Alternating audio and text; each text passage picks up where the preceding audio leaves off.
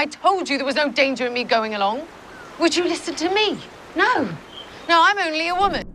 I honestly think 2025 is going to be a huge year for Outlander, and I've got a pretty clear idea of how the show should wrap up.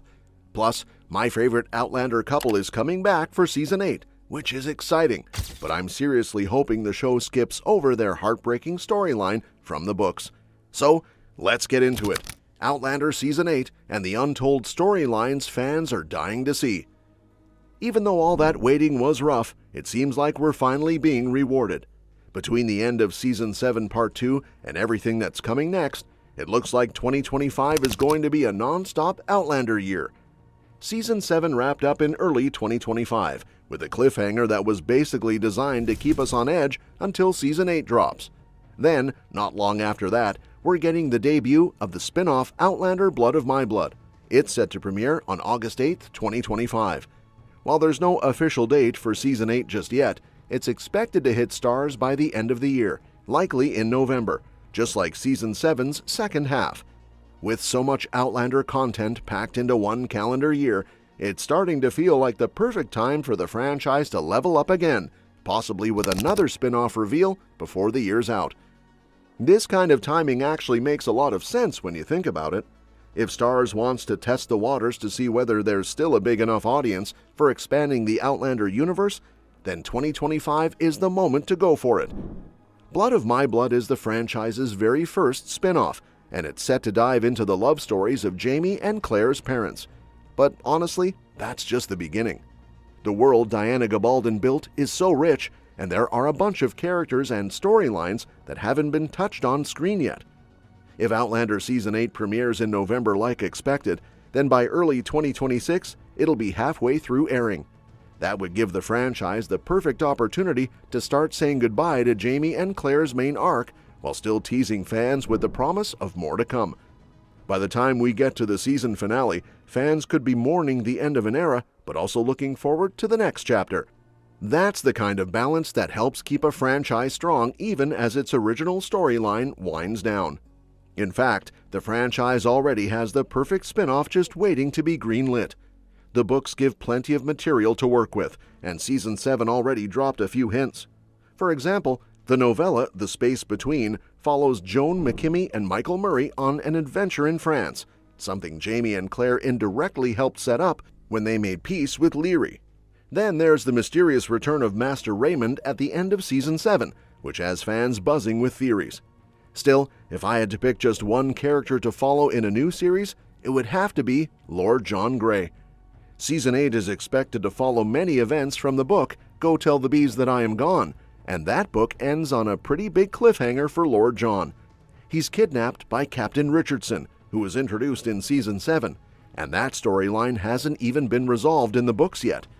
Gabaldon's next entry, A Blessing for a Warrior Going Out, isn't out yet, so the show could take this as an opportunity. Instead of wrapping that story up in Season 8, Starz could tease it as the jumping-off point for a brand new series focused entirely on Lord John Grey. And that would make total sense, because Gabaldon has already written several novels just about Lord John. His character has always had a strong presence on screen and in the fandom, so if Season 8 leaves him in serious trouble, a lot of fans would follow him into a spin-off without hesitation. Starz has apparently been kicking around the idea of a Lord John series for a while now, but so far, nothing's materialized. Maybe 2025, with all its Outlander momentum, is finally the time to make it happen. In the meantime, I'm especially looking forward to Season 8 because two of my favorite characters, Fergus and Marsali, are making a comeback. Their story has always felt so deeply rooted in the heart of Outlander, and their return could bring back some of the emotional depth that made earlier seasons so memorable. But I've also got to admit, I'm nervous. Their arc in the books takes a really tragic turn, and I'm desperately hoping the show will go a different route. Outlander's final season is obviously the last shot for a bunch of characters to return, whether for closure, cameos, or just emotional payoff. So far, only a few names have been confirmed. We know that Claire and Jamie, played by Katrina Balfe and Sam Heughan, will be front and center, along with Roger and Brianna. John Bell is also expected to return as Ian Murray, and of course, David Barry will be back as Lord John Grey. Unfortunately, actors like Tobias Menzies, who played Frank Randall, have ruled out any return, and Kristen Atherton's Jenny won't be back either. But seeing César Domboy and Lauren Lyle back as Fergus and Marsali is genuinely exciting. When filming started in March 2024, Balfe and Hewen even took to Instagram to playfully announce that Domboy and Lyle were back on set. The two were shown in costume, and the caption teased about very old cast members making a return. It was a light-hearted moment, but for longtime fans it meant a lot, especially since Fergus and Marsali haven't been seen since season 6. Just to refresh, Fergus was adopted by Jamie and Claire during their time in France back in season 2. Jamie continued to raise him even after Claire returned to her time. When she eventually came back to the past, Fergus was all grown up. He fell in love with Marsali, Leary's daughter, and together they moved to America with Jamie and Claire, eventually building a life at Frasers Ridge. Over time, they became fan favorites. I count myself among those fans. Honestly, I've always found their relationship one of the most compelling in the series. That's why I'm really hoping the show decides not to follow their storyline from the books too closely. In Written in My Own Heart's Blood, their print shop in Philadelphia is burned down, and their young son, Henri Christian, dies trying to escape the flames. It's an incredibly painful scene. He falls from the roof while his brother tries to save him, and it's hard to even think about, let alone watch. Knowing that Fergus and Marsali are returning for season 8 has me worried we might see that heartbreak play out on screen. But it doesn't have to go that way.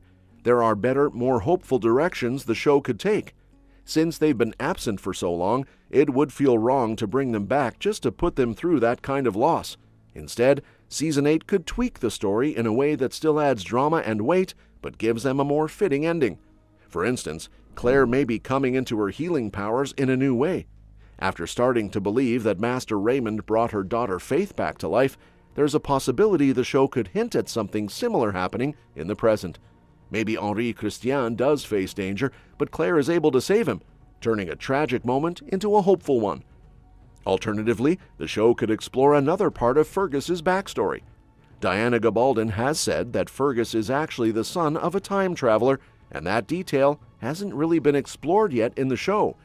That revelation alone could give the writers enough material to give Fergus a more interesting and meaningful storyline that connects with the show's larger themes around time travel and family legacy.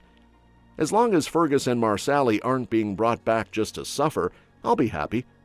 Outlander has always balanced romance, heartbreak, and mystery in a really unique way, and I'm hoping season 8 holds true to that. There's so much potential left in these characters and in the world around them, enough to close one chapter while setting up a whole new one. And that's that for today's video. Thanks for watching, and we'll see you in the next one.